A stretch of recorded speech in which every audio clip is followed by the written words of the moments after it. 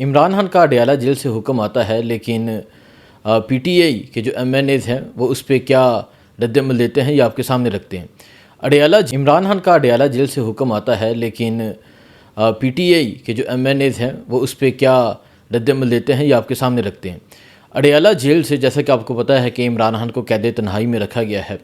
इमरान खान को बिल्कुल तनहा कर दिया गया है। ना बहनों की मुलाकात होती है, ना ही किसी सियासी बंदे की मुलाकात होती है। बैरिस्टर सलमान सफ्दर की मुलाकात हुई है, एक दफ़ा तब मुलाकात हुई जब सुप्रीम कोर्ट के हुक्म पे वो रिपोर्ट बनाने गए।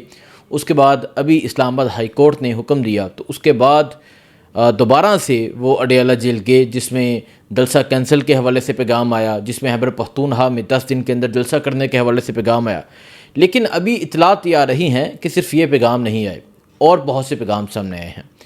और वो पैगाम सामने आए हैं जो मीडिया पे नहीं बताए गए, जो डिस्कस नहीं किए गए।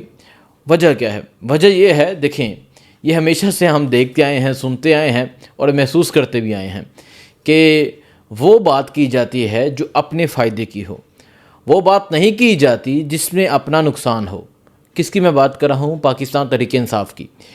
अब सदीक जान ने खबर दी, इसके अलावा और काफ़ी जगह ये खबर जो है ये डिस्कस की जा रही है। वो खबर क्या है? वो खबर ये है कि इमरान खान ने कहा है कि अगर मुलाकातें बहाल नहीं की जाती तो पीटीआई कौमी असम्बली से इस्तीफ़ा दे दे।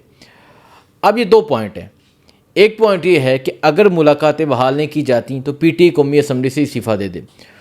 और जो पार्लिमान है, जो पाकिस्तान तहरीक-ए-इंसाफ है, वो जो है वो ये कह रही है कि हम इस्तीफ़ा नहीं देंगे।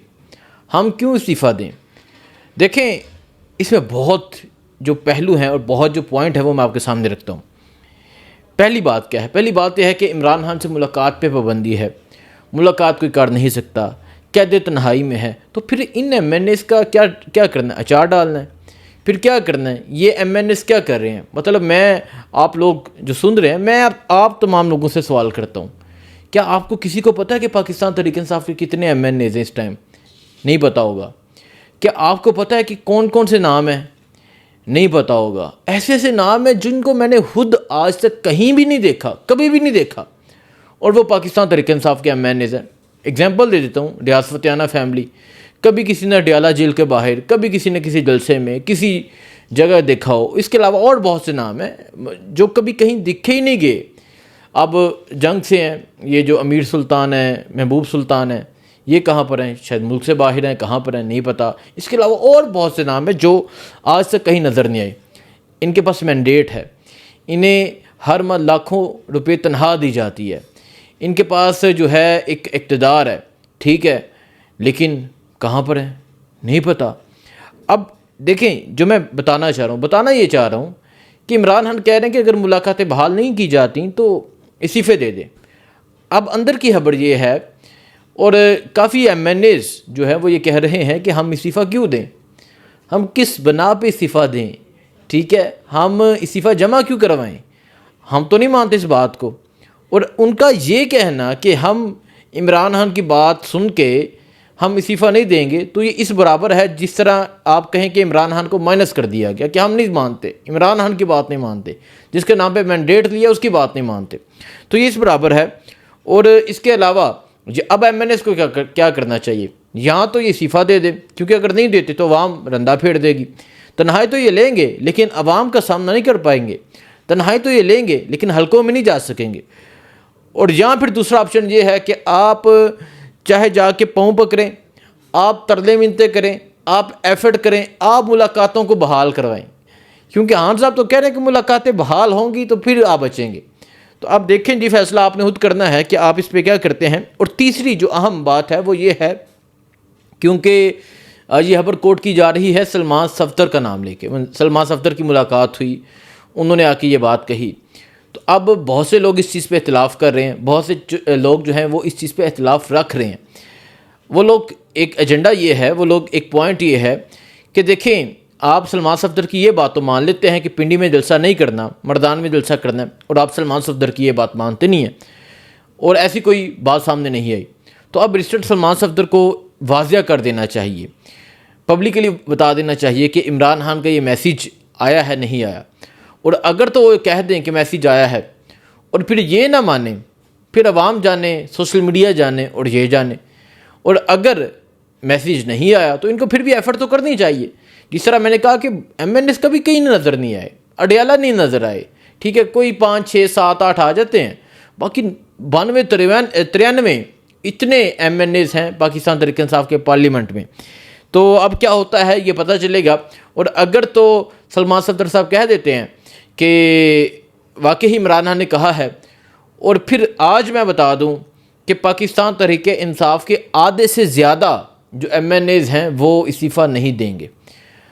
इवन के इतलात हैं, खबर आ रही है, कई MNAs जो हैं उनके सेक्रेटरीज़ के साथ, उनके साथ हमारे राब्ते हैं, वो ये कह रहे हैं कि हम तो इसकी चीज़ की मुखालफत करेंगे। तो अब देखते हैं इस पर क्या होता है। और दूसरा मैं अब आपको बताऊं मुज़ाकरात के हवाले से। ये तो हो गया कि इमरान खान ने ये पैगाम दिया, अब ये वाज़ह हो जाएगा, यकीनन सारी जो डिटेल है वो आ जाएगी। अब देखें मुज़ाकरात, किस मुज़ाकरात की मैं बात कर रहा हूँ, अमेरिका और ईरान की। मुज़ाकरात इस्लामाबाद में होने हैं, ठीक है, कब होने हैं किसी को पता ही नहीं है, कितनी देर लॉकडाउन रहना है किसी को पता ही नहीं है, कब तक सड़कें बंद रहनी है किसी को पता ही नहीं है, कब तक अड्डे बंद रहने किसी को पता नहीं। इस्लामाबाद और पिंडी के लोगों की ज़िंदगी जो है ना, वो इस तरह, वो जो कहते हैं ना अजीरन बना दी है, वो मुश्किल में है। जगह गलियों के आगे इन्होंने ट्रक खड़े किए हैं, रास्ते बंद हैं, ट्रक आ नहीं सकता, अड्डे बंद हैं, ट्रांसपोर्ट जा नहीं सकती। मतलब यहाँ हॉस्टल्स हैं, लोगों ने जाना होता है, जो यूनिवर्सिटीज़ गोइंग बच्चे होते हैं उन्होंने जाना होता है, आना होता है। अब ना वो घरों में जा सकते हैं क्योंकि बसेस बंद है, ना वो आ सकते हैं, बसेस बंद है, इस्लामाबाद में बस आ नहीं सकती। और फिर इस्लामाबाद कई दिनों से बंद पर है और पता नहीं है मुज़ाकरात कब होने। तो ये तो अगर देखिए जी, और ये पाकिस्तानियों की टोटल औकात है जी। आप इस चीज़ से अंदाज़ा लगा लें कि आपने कितना डिस्टर्ब कर दिया है। जब आपको ये क्लियर हो जाए, जब आपको कंफर्म हो जाए, ठीक है आप एक दिन बंद कर दें, ठीक है, लेकिन आपने एक हफ्ते से बंद किया हुआ है और कंफर्म भी नहीं है। सो आप क्या मजाक बनाए हुए आपने लोगों का। आप यहाँ यूनिवर्सिटीज़ बंद हो चुकी हैं, यहाँ कॉलेजेस बंद हो चुके हैं, यहाँ स्कूल्स बंद हो चुके हैं, ठीक है, और यहाँ हर चीज़ बंद हो चुकी है। और यहाँ पाकिस्तान को मैं समझूँ मामूल जो ज़िंदगी है ना वो रुक चुका हुआ है। सिर्फ क्या मुज़ाकरात होने पाकिस्तान किरदार अदा कर रहा है। वो सलाह तुसी उन्होंने दी करा रहे हो, ठोक अपनी आवाम दो रहे, मतलब की कर रहे हो। सो ये जी मुज़ाकरात के हवाले से है। और वफ़द जो है उनका कोई कंफर्म नहीं है, तो बताएं जी आवाम को कंफर्म बताएं कि कब तक ये हालात रहेंगे और कब वफ़द आएगा।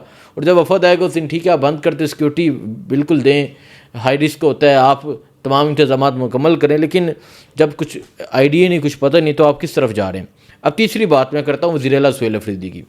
उन्होंने कल एक जो है असम्बली लगाई स्टेडियम के अंदर। असूलन तो होना ये चाहिए था कि आम पब्लिक को दावत हो, तमाम लोग साइडों में बैठते। वहाँ अगर असम्बली लगी है तो यकीनन असम्बली अडयाला के बाहर भी लगनी चाहिए, क्योंकि ना उस असम्बली के वज़ीर-ए-आला को अडयाला जाने दिया जाता है, ना ही किसी और को मुलाकात की इजाज़त है। मैंडेट इमरान खान का है। तो अब वो जो असम्बली लगी उसमें वज़ीर-ए-आला सुहेल अफरीदी ने कहा कि एहतजाज नहीं करेंगे तो क्या करेंगे, मैं एहतजाज करूँगा और मैं निकलूँगा। और इससे पहले वो ये कह चुके हैं कि ज़्यादा गर्मी नहीं होगी। तो अब वो ये बात बेहतर जानते हैं कि कब निकलेंगे, क्या, क्योंकि आगे जून जुलाई के जो माह होते हैं, जून जुलाई अगस्त, तब तो मुमकिन ही नहीं है। तो अगला माह मई का है, मई ही में पॉसिबल हो सकता है। अगर आप कहें कि मई के बाद पॉसिबल हो तो वो हरगिज़ पॉसिबल नहीं है। इतनी शदीद गर्मी होती है, कोई लोग आगे 2 किलोमीटर नहीं चल सकते, गर्मी होती है, पसीना होता है, लोग बेहोश हो जाते हैं और शदीद गर्मी होती है, धूप होती है।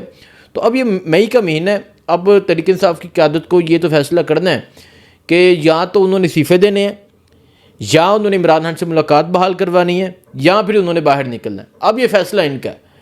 और अगर तो ये फ़ैसला ना कर पाए, फिर इमरान खान बेहतर इनका हालात जानते हैं। इमरान खान तो अपनी हुकूमत कुर्बान कर दी थी पंजाब और खैबर पख्तूनख्वा की। जब एक मैंडेट था उसका कहीं ना कहीं कोई फ़ायदा भी था, लेकिन नहीं जी, इमरान खान ने वो कुर्बान कर दी थी। तो ये मैंडेट, ये पंजाब असम्बली का मैंडेट, कौमी असम्बली का मैंडेट, जिसका कोई फ़ायदा नहीं है, तो खान ने तो 1 मिनट नहीं लगाना। तो देखते हैं इस पर क्या होता है। और जो वज़ीर-ए-आला सुहेल अफरीदी हैं वो नेक्स्ट क्या मूव करते हैं, वो नेक्स्ट क्या फ़ैसला करते हैं, नेक्स्ट वो किस तरफ जाते हैं। आगे जो स्ट्रीट मूवमेंट है वो उन्होंने आगे बढ़ाई है। उन्होंने लाहौर का ऐलान किया और उन्होंने कश्मीर का ऐलान किया। कश्मीर में परसों प्रोग्राम है, कश्मीर लाल चौक की जो है वो उन्हें इजाज़त मिल गई है। लाल चौक में पाकिस्तान तहरीक इंसाफ जलसा करेगी, वज़ीर आला सुहेल अफरीदी होंगे और पार्टी के लोग होंगे, कश्मीर की क़यादत होगी। आगे कश्मीर में इलेक्शन भी है, तो अगर तो वो जलसा कामयाब होता है तो कश्मीर के इलेक्शन का कम अज़ कम माहौल जो है वो बन जाएगा। सो देखें, इलेक्शन जहाँ भी हुआ पाकिस्तान तहरीक इंसाफ जीत गई।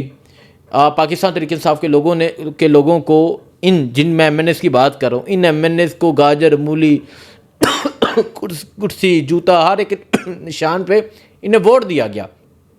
किस बना पे कि इमरान खान को रहा करवाएंगे।